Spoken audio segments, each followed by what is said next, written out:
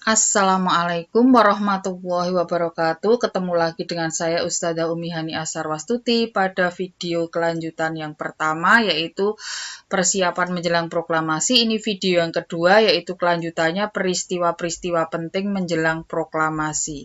Ya, apa sih tujuan dari video kali ini? Yang pertama yaitu menganalisis peristiwa penting menjelang proklamasi, yaitu berita kekalahan Jepang dan Rapat Pemuda. Nanti kita per tanggal ya. Kemudian menganalisis peristiwa Rengas Dengklok, menganalisis peristiwa perumusan teks proklamasi, dan mengenal tokoh-tokoh yang berperan dalam peristiwa proklamasi. Oke, kita mulai dari peristiwa tanggal penting yang pertama, yaitu tanggal 6 Agustus 1945. Ya, pada tanggal 6 Agustus 1945, Hiroshima dibom atom oleh tentara sekutu. Yang mengebom namanya Robert Oppenheimer. Ya, ini adalah gambar hancurnya kota Hiroshima, pesawat pengebom dan bom atomnya, serta ya cendawan bom atomnya yang terfoto pada waktu itu. Ya, kemudian tanggal 7 Agustus 45 terjadi dua peristiwa, yaitu BPUPKI dibubarkan dan dibentuklah PPKI. Ya, BPUPKI dianggap sudah selesai tugasnya karena sudah menghasilkan dasar negara dan undang-undang dasar. Tanggal 9 Agustus 1945, ternyata sekutu mengebom lagi kota Nagasaki. Tadi Hiroshima, sekarang Nagasaki. Yang mengebom namanya Charles Sweeney. Ya, kemudian peristiwa yang kedua yaitu tiga tokoh, yaitu Soekarno, Muhammad Hatta, dan Dr. Rajiman Widyodiningrat diundang ke Dalat Vietnam oleh Jenderal Terauchi untuk mengesahkan PPKI. Tanggal 14 Agustus 45, ternyata Jepang menyerah tanpa syarat kepada sekutu di kapal USS Missouri di Teluk Tokyo. Tanggal 15 Agustus 45 terjadi banyak peristiwa. Yang pertama, Syahrir di Bandung mendengar berita kekalahan Jepang terhadap sekutu lewat pemancar gelap dari radio BBC London dan radio Amerika. Yang kedua, Soekarno, Hatta, dan Dr. Rajiman Widyodiningrat kembali dari Dalat Vietnam. Yang ketiga, kemudian Syahrir menemui Soekarno-Hatta dan menyampaikan bahwa Jepang sudah menyerah kepada sekutu dan meminta Soekarno-Hatta segera melaksanakan proklamasi kemerdekaan. Akan tetapi ternyata ditolak oleh Soekarno. Ya, akhirnya Syahrir kecewa dan menemui para pemuda. Akhirnya para pemuda mengadakan rapat di Laboratorium Bakteriologi Jalan Pegangsaan Timur nomor 13 Jakarta, dipimpin oleh Chairul Saleh. Ini foto yang atas, ini adalah foto Chairul Saleh. Hasilnya ada tiga. Yang pertama, yaitu kemerdekaan adalah hak bangsa Indonesia sendiri tanpa campur tangan bangsa lain. Yang kedua, tidak mau mengakui PPKI karena dianggap organisasi bentukan Jepang.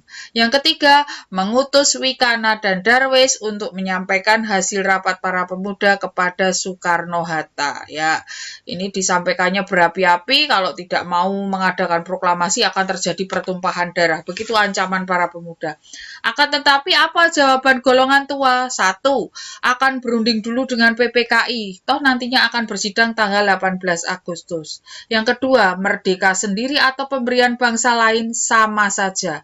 Yang ketiga, kemerdekaan Indonesia harus dilakukan secara revolusioner dan terorganisir.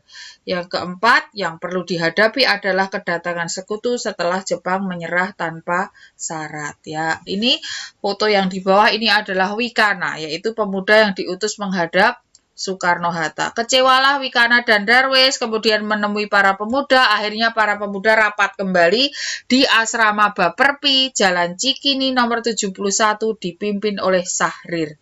Ini gambar di samping kanan adalah Asrama Baperpi. Hasilnya ada dua. Yang pertama, mengamankan Soekarno-Hatta ke Rengas Dengklok. Yang kedua, tentara peta siap menghadapi segala kemungkinan yang timbul pada saat proklamasi kemerdekaan. Ya, sekarang tanggal lanjutnya yaitu tanggal 16 Agustus 45 terjadi dua peristiwa, yaitu peristiwa Rengas Dengklok dan perumusan naskah proklamasi. Ya, ini adalah peta Rengas Dengklok. Kenapa dipilih Rengas Dengklok? Karena ternyata dekat dengan Jakarta ya. Yang kedua ini adalah gambar Tugu Rengas Dengklok, Tugu Monumen Rengas Dengklok ya. Saya jelaskan tadi apa sih alasan dipilih Rengas Dengklok untuk menculik Soekarno-Hatta, karena daerahnya tidak terlalu jauh dari Jakarta dan di sana ada markas peta yang sudah ditinggalkan Jepang, sehingga kalau keluar masuk ada mobil masuk keluar tidak dicurigai oleh Jepang. Apa sih pengertian peristiwa Rengas Dengklok? Yaitu peristiwa diamankannya Soekarno-Hatta ke Rengas Dengklok. Apa latar belakang terjadinya peristiwa Rengas Dengklok? Yaitu adanya perbedaan pendapat antara golongan tua dan golongan pemuda tentang pelaksanaan proklamasi. Apa tujuan pelaksanaan Rengas Dengklok atau peristiwa Rengas Dengklok? Yaitu untuk menghindarkan Soekarno-Hatta dari pengaruh Jepang. Apa makna peristiwa Rengas Dengklok? Yaitu golongan pemuda dan golongan tua sepakat melakukan proklamasi kemerdekaan. Ini selalu keluar dalam UAS-BN IPS. Kadang pengertian, kadang latar belakang, kadang tujuan, dan kadang makna. Jadi ini dihafalkan ya. Ya, tokoh pemuda yang menculik Soekarno-Hatta yaitu ke Rengas Dengklok yaitu Sukarni, Yusuf Kunto, Sodanko Singgih, Dr. Muwardi. Sedangkan yang menunggu markas peta yaitu Sodanko Singgih. Ya, di Jakarta akhirnya Ahmad Subarjo sadar bahwa Soekarno-Hatta tidak ada di Jakarta. Akhirnya sadar ini pasti ulah para pemuda. Maka kemudian Ahmad Subarjo menemui golongan pemuda yaitu Wikana dan terjadilah pembicaraan. Hasilnya yaitu yang pertama Soekarno-Hatta diperbolehkan kembali ke Jakarta. Yang kedua proklamasi kemerdekaan akan dilaksanakan di Jakarta tanggal 17 Agustus 45 paling lambat pukul 12 siang ya. Dan Ahmad Subarjo menjanjikan dirinya untuk sebagai jaminan. Ternyata Soekarno-Hatta di Rengas Dengklok juga akhirnya setuju karena diancam oleh para pemuda untuk proklamasi. Akhirnya bersedia. Nah, kemudian Soekarno-Hatta dijemput. Siapa yang menjemput? Ahmad Subarjo, Yusuf Kunto, dan Sudiro. Nah, ini adalah tokoh yang menculik Soekarno-Hatta ke Rengas Dengklok. Dari kiri ke kanan adalah Sukarni, kemudian Dr. Muwardi dan Yusuf Kunto. Nah, ini tokoh yang berembuk untuk mengembalikan Soekarno-Hatta ke Jakarta. Golongan tua diwakili Ahmad Subarjo, golongan muda diwakili Wikana. Nah, sampai di Jakarta, rombongan kemudian diarahkan ke Hotel Des Indes karena di sana banyak utusan PPKI dari berbagai daerah sudah menginap karena akan bersidang tanggal 18 Agustus. Akan tetapi sampai di Jakarta sudah jam 11 malam. Padahal di Jakarta terdapat jam malam, diberlakukan jam malam oleh Jepang bahwa jam 10 ke atas tidak boleh ada 2 orang atau lebih berkumpul. Pak ya. Maka kemudian rombongan akhirnya dibawa ke rumah Laksamana Tadasi Maeda yaitu atasan Ahmad Subarjo. Nah, Laksamana Tadasi Maeda mengizinkan dan menjamin keselamatan para pemimpin Indonesia. Sesampainya di Jakarta, kemudian Soekarno-Hatta didampingi Laksamana Tadasi Maeda menghadap Jenderal Nishimura untuk mengadakan perundingan bahwa Indonesia akan melaksanakan proklamasi kemerdekaan besok pagi dan Jenderal Nishimura tidak mengizinkan, tidak ada kegiatan apapun sampai dengan sekutu datang. Nah, akan tetapi Soekarno-Hatta sudah berani menjawab, tolong jangan halangi kami. Nah, seperti itu. Ini adalah wajah Laksamana Tadasi Maeda waktu muda. Ya, ini angkatan laut dia ya. Kemudian ini adalah rumah yang ditinggali Laksamana Tadasi Maeda, Jalan Imam Bonjol nomor 1. Sekarang menjadi perpustakaan nasional ya. Nah, yang menghadiri perumusan teks proklamasi, jadi ruangan yang dipakai ada 2, yaitu ruangan makan dipakai untuk merumuskan teks proklamasi dan serambi itu digunakan oleh golongan pemuda dan anggota PPKI untuk menunggui perumusan teks proklamasi. Nah, yang menghadiri perumusan teks proklamasi yang pertama adalah golongan tua terdiri dari Insinyur Soekarno, Muhammad Hatta, dan Mr. Ahmad Subarjo. Golongan pemuda, Soekarni, Sayuti Melik, BM Diah, Sudiro, dan para anggota PPKI. Teks proklamasi dirumuskan oleh Soekarno, Muhammad Hatta, dan Ahmad Subarjo. Penulis naskah proklamasi adalah Insinyur Soekarno. Yang menyumbangkan pikiran secara lisan pada alinea pertama adalah Insinyur Soekarno dan Ahmad Subarjo, sedangkan alinea kedua yang menyumbangkan pikiran adalah Muhammad Hatta. Yang menyaksikan adalah Soekarni, BM Diah, dan Sudiro. Yang mengusulkan teks proklamasi ditandatangani Soekarno-Hatta adalah Soekarni. Ya, Soekarni juga nantinya yang mengusulkan bahwa proklamasi dilaksanakan di lapangan Ikada atau sekarang Monas ya. Itu juga usulan Soekarni.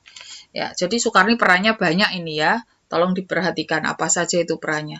Kemudian diketik oleh Sayuti Melik. Lah, dari tulisan tangan Soekarno ke pengetikan Sayuti Melik terjadi beberapa perubahan. Nah, teks proklamasi yang diketik oleh Sayuti Melik disebut teks proklamasi yang otentik ya.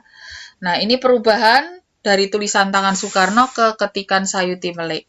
Yang pertama tulisannya proklamasi huruf kecil, kemudian diganti huruf balok proklamasi, hal-hal pakai angka 2 menjadi hal, coret hal, tempoh menjadi tempo, Jakarta 17.805 menjadi Jakarta, hari 17 bulan 8 tahun 05, wakil-wakil bangsa Indonesia menjadi atas nama bangsa Indonesia.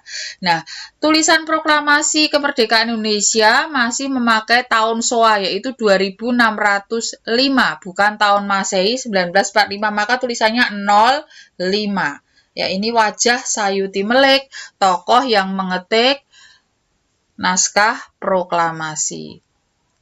Ya, ini adalah naskah proklamasi tulisan tangan Soekarno dan naskah proklamasi otentik ketikan Sayuti Melik. Ya, oke, tugas. Ya, jawab kuis di forum RB sekaligus sebagai presensi. Kalau kamu menjawab, nilainya langsung 100 walaupun salah. Oke. Nah, siapakah nama tokoh di samping? Yang kedua, sebutkan 3 perannya dalam peristiwa menjelang proklamasi sampai perumusan proklamasi. Oke.